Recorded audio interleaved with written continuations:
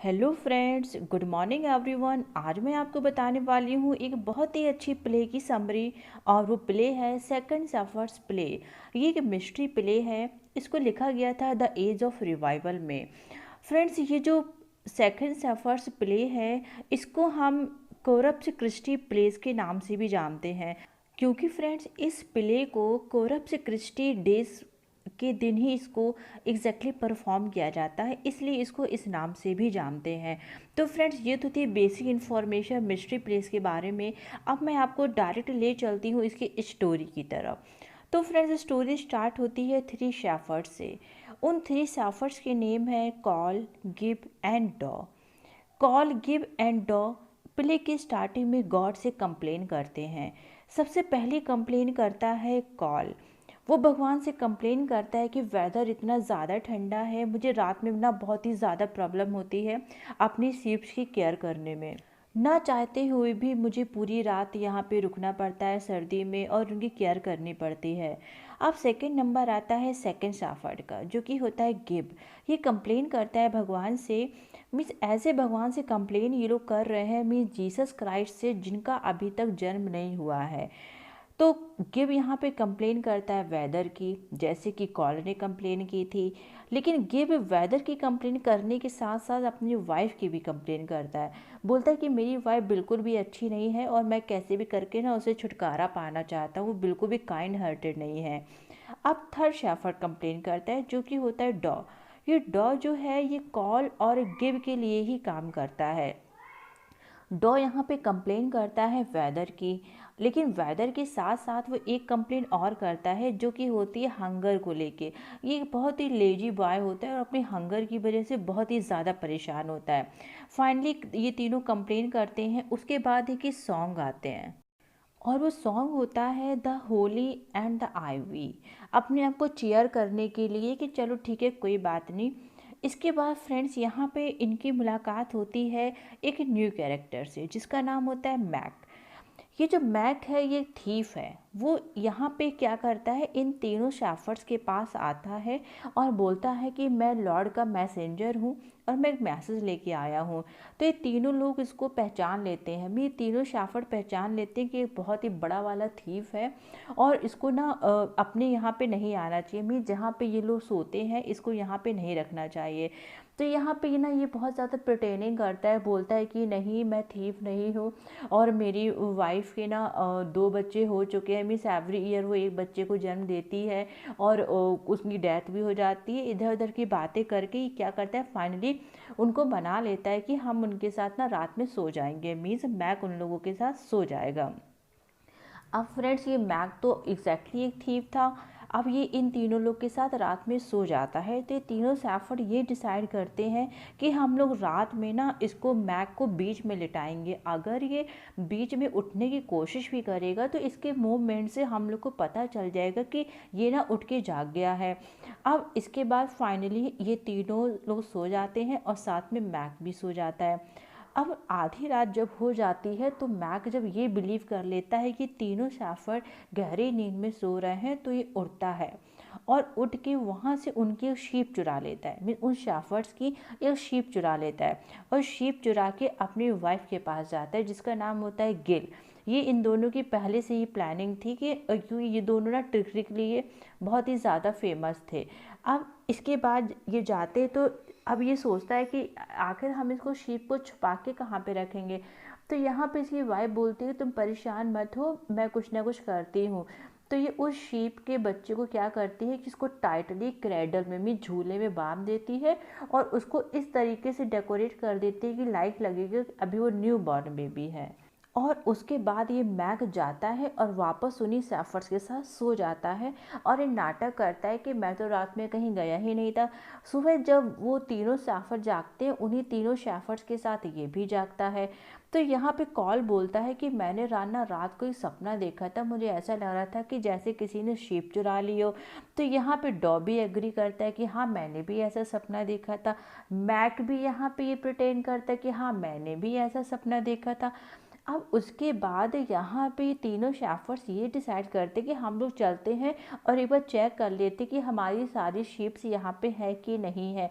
उसके बाद जब शीप्स को काउंट किया जाता है तो पता चलता है कि उसमें से एक शीप गायब है। अब इन लोगों का बहुत ही ज़्यादा मूड ख़राब हो जाता है। ये लोग मैक पे ना शक करते हैं, मैक से बोलते हैं कि मेरी शीप ना तुमने चुराई है। बोलती नहीं नहीं, मैंने तुम्हारी शीप नहीं चुराई है, तुम चाहो तो तुम देख लो सारी चीज़ें। उसमें तीनों शेफर्स ये जाते हैं उसके घर, किसके, मैक के घर जाते हैं और मैक के घर जाकर उसका पूरा घर चेक करते हैं। उसके घर पे ऐसा इन्हें कुछ भी नहीं मिलता जिससे इन लोग को ये डाउट हो कि एग्जैक्टली इसने, मैक ने ही उस शीप को चुराया है। ये तीनों लोग चेक करने के बाद देखते हैं कि उसके घर में कुछ खाने को भी नहीं था। हाँ, उसकी वाइफ गिल जरूर बैठी थी। तो उसने बताया मैक को कि रात में मुझे बहुत ही ज़्यादा ना पेन हुआ है, लेबर पेन हुआ है और फाइनली ना मैंने बच्चे को जन्म भी दिया है और ये क्रेडल पे लेटा हुआ है। तो ये तीन शाफर्स जो होते हैं, कॉल, गिव एंड डॉ, ये सोचते हैं कि अरे हम लोग यहाँ पे आए लेकिन बेबी के लिए तो हम लोग कुछ गिफ्ट लेके ही नहीं आए। फाइनली ये लोग यहाँ से चले जाते हैं। जब ये उनके घर से निकल जाते हैं तो इन तीनों को बहुत ही ज़्यादा गिल्टी फील होता है कि बताओ हम लोग ना इनके बच्चों के लिए कुछ लेके भी नहीं आए हैं और हमें कुछ ना कुछ लाना चाहिए था। तो ये लोग बहुत ही ज़्यादा सॉरी फील करते हैं और ये डिसाइड करते हैं कि हम लोग उनके घर वापस जाएंगे और उनसे इस चीज़ के लिए सॉरी बोलेंगे कि हम आपके बेबी के लिए कुछ गिफ्ट नहीं ला पाए हैं। और उसके बाद ये यहाँ पे डॉ कहता है कि ठीक है मैं जाता हूँ। डॉ यहाँ पे जाता है तो क्या देखता है कि ये मैक और गिल बहुत ही ज़्यादा खुश हो रहे थे कि अरे हम लोग का प्लान तो सक्सेसफुल हो गया और अच्छा हुआ कि हम लोगों ने इस तरीके से प्लान किया कि इन तीनों शेफर्स को बिल्कुल भी डाउट नहीं हुआ। जब डॉ ये चीज़ सुन लेता है तो ये क्या करता है, अंदर जाता है घर की तरफ। जैसे ही मैक इसको देखता है ना तो एकदम उसकी एकदम ना बत्ती गुल। और उसके बाद ये तीनों शेफर्स कहते हैं कि हम ना बेबी को देखना चाहते हैं। तो डॉ बोलता है हाँ हाँ हम भी बेबी को देखना चाहते हैं। और ये लोग जैसे ही उस क्रैडल से कपड़ा हटाते हैं जो कि इस तरीके से रखा गया था कि ऐसा लग रहा था कि जैसे वो बेबी हो। अब जब उन्होंने कपड़ा हटाया तो देखा कि उनकी ही शीप थी और शीप को इस तरीके से टाइटली बांध दिया गया था कि वो लग ही नहीं रहा था बिल्कुल से कि हाँ ये यहाँ पे शीप भी होगी। अब उसके बाद जब ये तीनों लोग को ये चीज़ पता चल जाती है तो ये लोग एक्चुअली फ्रेंड्स, जब ये लोग पहले इसके घर में चेकिंग करने आए थे ना तो भी इनको इस तरीके से स्मेल आ रही थी। तो इन शेफर्स ने उससे बोला भी था मैक से कि तुम्हारे घर से ना, तुम्हारे यहाँ से ऐसी स्मेल आ रही है जैसे कि मेरी शीप से स्मेल आती थी। अब यहाँ पे बात ख़त्म हो गई थी। अब इसके बाद फ्रेंड्स जब चीज़ रिवील हो जाती है कि मैक ने ही उस शीप को चुराया था तो ये लोग क्या करते हैं, पनिशमेंट देते हैं। पनिशमेंट क्या देते हैं कि ये ब्लैंकेट में मैक को रखते हैं और उसको ऊपर से नीचे उछालते जाते हैं, उछालते जाते हैं, उछालते जाते हैं और कहते हैं कि तब तक इसको उछालेंगे जब तक कि ये एग्जॉस्ट नहीं हो जाता है पूरी तरीके से। यही इसकी पनिशमेंट है। उसके बाद फ्रेंड्स फाइनली ये लोग अपनी शीप के साथ मैक का घर छोड़ देते हैं और उस शीप को लेके वापस अपने फील्ड पे आ जाते हैं। फील्ड पे लेके आ जाते हैं, फिर भी फ्रेंड्स ये लोग अभी अच्छा फील नहीं कर रहे होते हैं और ये चुपचाप बैठे होते हैं। तभी अचानक से एक बहुत ही ज़्यादा लाइट आती है, मीन्स रोशनी आती है बहुत तेज़ इनकी तरफ, जिसमें से एक एंजल आती है और एंजल इनसे बोलती है कि तुम लोग ऐसा करो कि तुम लोग ना बैटल हम की तरफ जाओ, वहाँ पे ना जीसस क्राइस्ट का जन्म हुआ है, तुम जाओ और वहाँ पे जाके देखो जाके। तो फ्रेंड्स अब ये तीनों डिसाइड करते हैं और जल्दी जल्दी जाने की तैयारी करते हैं। ये बिल्कुल भी केयर नहीं करते कि ये लोग पुअर हैं, बहुत ज़्यादा थके हुए हैं, बहुत ज़्यादा सर्दी है, क्योंकि वो जल्द से जल्द जीसस क्राइस्ट को देखना चाहते थे। उसके बाद ये लोग वहाँ पहुँचते हैं उस स्टेबल में बैटल हम की तरफ। तो वहाँ पे मैरी मिलती है। मैरी के पास एक छोटा सा बेबी होता है जो कि जीसस क्राइस्ट थे।